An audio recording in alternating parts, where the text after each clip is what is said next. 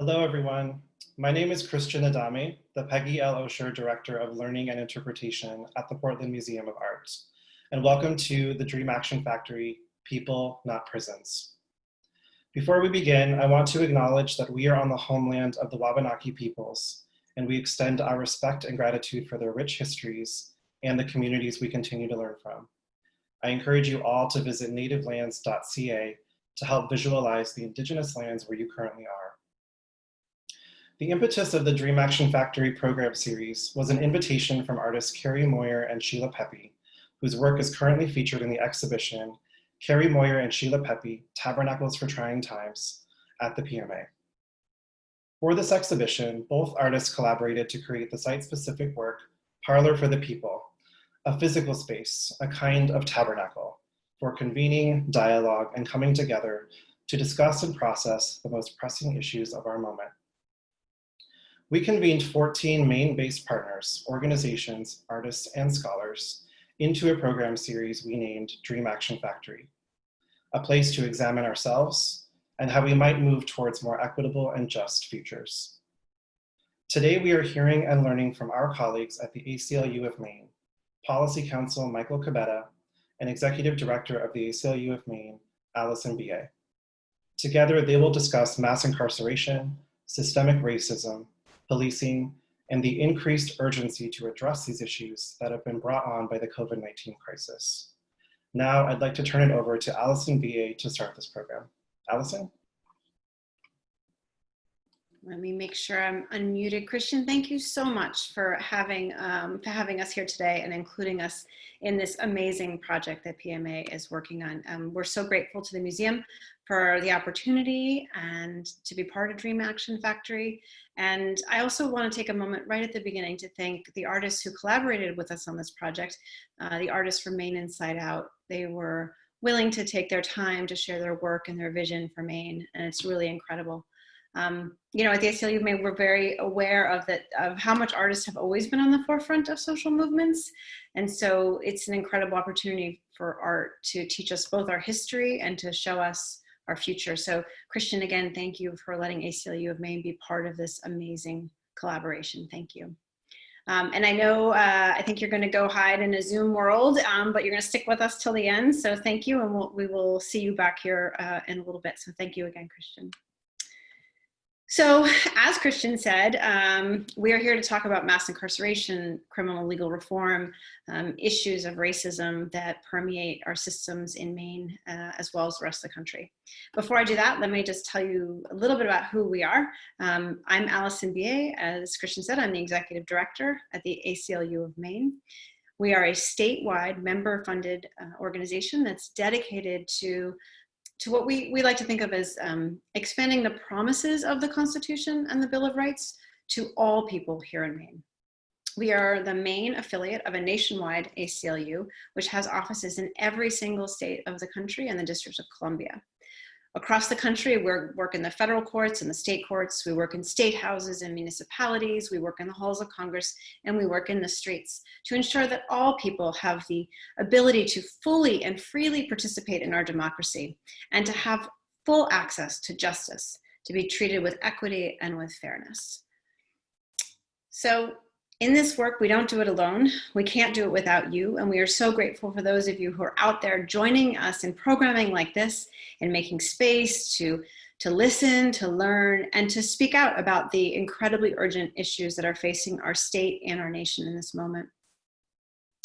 The events of the last month, I mean, I think, you know, when Michael and I started thinking about this with our team, things even seemed different even 4 weeks ago. And we can really recognize that we are in a pivotal moment in this country. And the events, they didn't happen without hard work of decades of work, you know, centuries of work, really. Activism that has been led by Black people and people of color in America for a very long time. And all of these actions and all of the events of the last month make it crystal clear that we cannot wait any longer for the kind of change people are calling for. Our nation is built on and sustained by white supremacy. Ours is a nation of inherently racist systems, all of them. all of them. We're going to talk about criminal legal system here today, but all of our systems are embedded with a white supremacist frame. And so it's time for each and every one of us to reckon with what it means to dismantle these these racist systemic systems and reimagine what it could be like if we did it differently.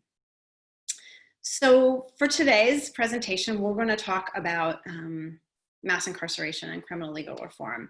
And I'm very grateful to be joined by Michael Kebede, who's our policy counsel. Michael is a lawyer who joined us about a year ago, and we are so grateful that he's part of our practice. And I learn something from him every day, and it really is a gift to be able to work with you, Michael. So I'm really glad that we're here together today. So let's talk first about mass incarceration. You and I talk about this all the time, but there's always more to unpack. We know that the US is the world's leading incarcerator, both in actual sheer numbers and also in just the percentage of citizens who are locked up. We have 5% of the world's population, but over 25% of incarcerated people. I mean, that's pretty staggering if you think about it. The fact is, we are far too reliant on our criminal legal system to address just about all of our problems. We lock up too many people for far too long who don't need to be locked up. And what is so deeply disturbing is that we disproportionately do it to Black people and people of color. So we are simply tearing apart families and communities, and it doesn't make us any safer. So with that sort of way to sort of open the conversation, Michael, can you talk to me about what is it about COVID, or what is the increased urgency right now because of the pandemic, or has it? I mean, talk to us about how things are shifting in the last few months around this conversation of mass incarceration. Thank you, Alison. So the current pandemic has brought to light something that's been true for hundreds of years in this country and in this region, and that's that in times of national emergency, whether war or pandemic or economic disaster, the rights and well-being of people of color, especially Black people, are always trampled on. Now, Black people and other people of color in Maine and elsewhere are bearing the pain and suffering of the coronavirus at disproportionate rates. In Maine, Black people make up 1.6% of the total population, but make up over 26% of positive COVID-19 tests. Wait a minute, I'm sorry, did that just go up again? Can you, that's really unbelievable. Can you repeat that?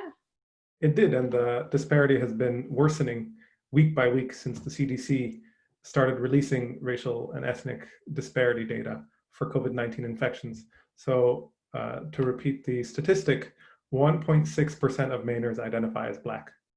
More than 26% of people who've tested positive for COVID-19 in Maine are Black. More than 31% of people who've tested positive for COVID-19 in Maine are people of color. Only about 5% of Mainers are people of color. Now, this is largely because Black people disproportionately fill jobs deemed essential, yet lack adequate health coverage and paid time off. In the words of a local Black preacher, Black people have been deemed essential workers since 1619. Governments have been slow to prioritize a response in these communities, to get them PPE, healthcare, and testing they need to stay safe. And as for reforming our legal system in light of COVID-19, yes, the pandemic makes it so much more urgent. It's virtually impossible to maintain proper physical distancing and sanitation inside a prison or jail, especially with the rates of incarceration we have in the United States. Once the virus is inside a facility, it can spread incredibly fast. 9 out of 10 of our nation's biggest COVID-19 hotspots have been correctional facilities. And that's why it's imperative that we do everything we can to reduce jail and prison populations. We can start by releasing those that are most vulnerable to getting sick and those that are almost finished serving their sentences. Maine's jails have actually safely reduced their populations by almost 40% since the start of the pandemic. Yet our state prison system has lagged behind in doing the same. Look, Maine doesn't have the death penalty. Not a single person in Maine was sentenced to die. Yet that's exactly what will happen if there's an outbreak inside a prison here. You know, we talk a lot about COVID now and the racial disparities on health, and we talk about the criminal legal system, but, I realize that sometimes we forget to point out that who's in prison in Maine has much more to do with race than it has to do with culpability in a lot of contexts here. And so what we're seeing, we see racial disparities in our arrest rates, isn't that right? And in our incarceration rates. Absolutely. In York County, for instance, which is the southernmost county for Maine, Black people are 12.1 times more likely to be stopped and arrested for marijuana-related charges than white people. Well, and this leads right into what I was going to ask you about next, because you and I have had so many powerful conversations about this, coming back, when we had an office, coming back to the office and talking about our conversations with people. So many people seem to think, Michael, that somehow Maine is immune to systemic racism, that just simply because we have a predominantly white state, that somehow, Black and communities of color are not targeted or experience racism. But what do we say to those people? How do we answer them? How do we talk to them about it? Maine exceptionalism is something I come across in much of my advocacy. It's just not true that Maine is exceptional. Maine is not immune to systemic racism. You've heard those stories about white people calling the police about Black people who are just going about their day, walking while Black, having a pool party while Black, bird watching while Black. Well, here in Maine, it's grocery shopping while Black. In 2018, the ACLU worked with a Black man who was served a no trespass order at a southern Maine grocery store for simply asking to speak with the manager. Black school children in Maine are disproportionately suspended, expelled, and arrested at school for the same behaviors as their white peers. Black Mainers face some of the highest poverty rates in the nation. And as I just mentioned, Black people in Maine are being harmed terribly by the COVID-19 outbreak. And the disparities here are actually worse than they are in other New England states and even many southern states. And in fact, the most recent numbers suggest that Maine might very well have the worst disparity for COVID-19 infection rates of Black people than any state in the United States. So invariably, Black people in Maine face systemic barriers to education, healthcare, employment, and in the justice system. It will take all of us acknowledging and fighting against systemic racism to prevent the next tragic incident from happening here. I like the way you say Maine exceptionalism, and maybe fighting against that too, of really, when we're in conversation with people, of just really explaining to people, no, that is absolutely not true, that racism is just as much a part of our system here in Maine as it is everywhere in the country. So thank you, that's really helpful. So a lot of us are talking about policing. It's very much obviously atop of people's minds given the horrific incidents of the last few weeks, although we can go back any time in history to have examples of this sort of horrible outcomes. So a lot of people are talking, a lot of organizers, a lot of protesters, and the ACLU are talking about defunding of police and reinvesting money that would have been spent in law enforcement or criminal legal system and putting that money back into communities. Can you explain what that really means? I know some people are still trying to figure out, what are we talking about when we say defunding the police? Great, thanks for that great question. So you'll notice that Alison and I are both wearing fuchsia. I describe this trend as back to the fuchsia because fuchsia, as I was recently told, went out of fashion a long time ago. I say that because this moment is waking lots of people up into realizing what some of us have known for a long time, which is police function differently for white well-off people than they do for Black, brown, indigenous, and poor people. In order to fix that, we need to fundamentally change the roles of police in our society. And that role has to be smaller, more circumscribed, and less funded with taxpayer dollars. Money saved from reducing the size and scope of police departments must be reinvested into community-based services and restorative justice solutions that are better suited to respond to actual community needs. Doing so will foster improved safety and even health outcomes. And it'll improve opportunities in Black communities where decades of underinvestment in everything except police has helped fuel a mass incarceration crisis and a mass poverty crisis. Now, defunding police may sound scary to some people, but to others, the very presence of law enforcement in their communities is what's scary. as I said earlier, back to the fuchsia. Did you know that modern day police departments can be traced back to slave patrols in South Carolina? From the very start, police departments have existed to protect the wealth of white people. Now, that's not something you can fix with incremental policy change or even more training and better policies. That can only be fixed by significantly scaling back the scope and funding of police. Very powerful, Michael. And exactly right. Thank you. We're talking about police, so let's move sort of sideways, but very much related to thinking about immigration and what is happening in the sort of outsized role that we see playing ICE, as we know, Immigration and Customs Enforcement. Can you talk a little bit more about what's happening in those conversations, and are we seeing any progress in there, and what should we be thinking about? Absolutely, yes. ICE and CBP are just one more way that law enforcement has increased its reach and its hold over people in this country. Just like other prisons, immigration detention centers are dangerous places that are ill-equipped to keep people safe. Even before the COVID-19 pandemic, ICE's detention system was marked by its lack of transparency, accountability, and oversight. In recent months, things have actually gotten worse as the pandemic has spread rampantly throughout the system. At a time when even closer scrutiny of the immigration detention system is needed, ICE has ended the usual channels of accountability and oversight. ICE has banned oversight tours by Congress and stakeholder groups at all detention facilities nationwide. It's enacted heightened barriers to attorney access, and it's discontinued all social and family visits. Detainees have reported that people who are critically ill with COVID-19 symptoms have been denied testing and medical attention by detention officials. So even before the pandemic, immigration detention was a humanitarian crisis. Now it's even more crucial that we scale back immigration enforcement and release people immediately. So another really important topic that you've identified for us. So I think, if I were listening to us talk and lay out these concerns that we have with our criminal legal system and other systems here in Maine, I would say to myself, okay, now you've got me thinking about this. So what am I supposed to do? What can each of us do about these issues that we've been talking about today? It's a great question. There's so much will and energy in this country to make change. It's up to each and every person to seize the moment and demand change. No movement worth its name lacks roles for everyone.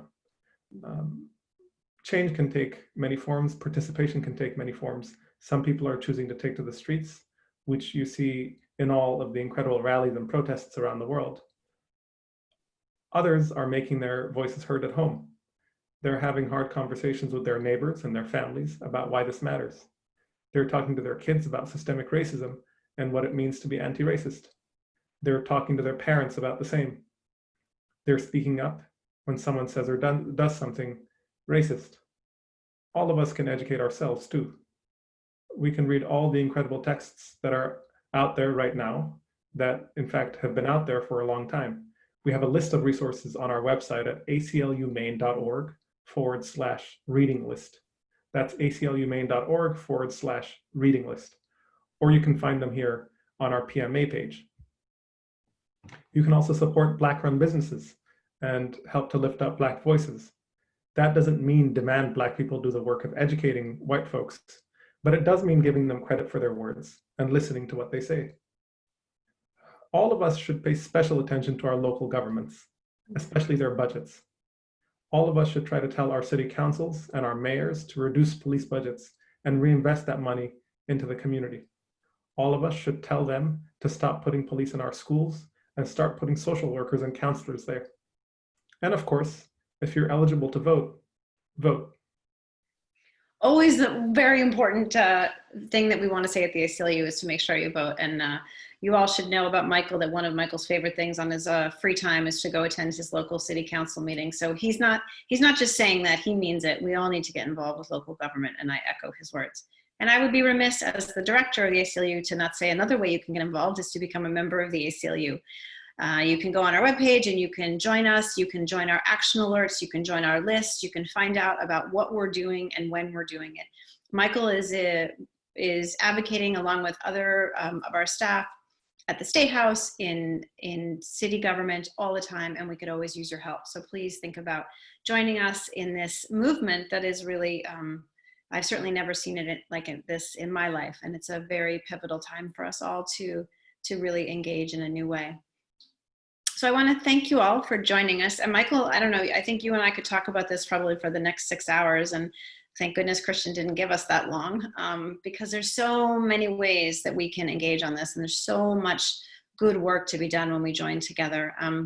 You know, I've been doing this work now for a long time. I actually came to the work at a young age when I was told, I don't know, I think I was in, I don't know, 3rd or 4th grade, that I wasn't allowed to play football because I was a girl. And you know, that just seemed fundamentally wrong to me, how it didn't make any sense. And so that unfortunately started years of advocacy around integrating sports, which was terrible because I'm actually a terrible athlete, but nonetheless, the movement required it and I did it. And it's led to a lifelong commitment and passion for fighting for equal rights and equity and fairness. And I've never been more proud to be part of this movement than I am today. And I'm proud to be partnering with organizations like the PMA and organizations like Maine Inside Out who joined with us. And I would say, please take a moment to look at the artwork that was created by Maine Inside Out for this program, as well as the resources that we created for the PMA for this presentation that really give you more ability to dig into some of the issues that we're talking about here. So please continue to engage and activate and speak out and stand up and be part of our democracy, because that is the only way that we're really going to make change and undo hundreds of years of inequity.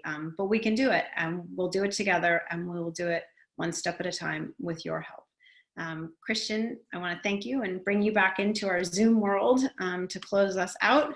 And once again, thank you for letting us be part of this amazing movement you're creating at the PMA.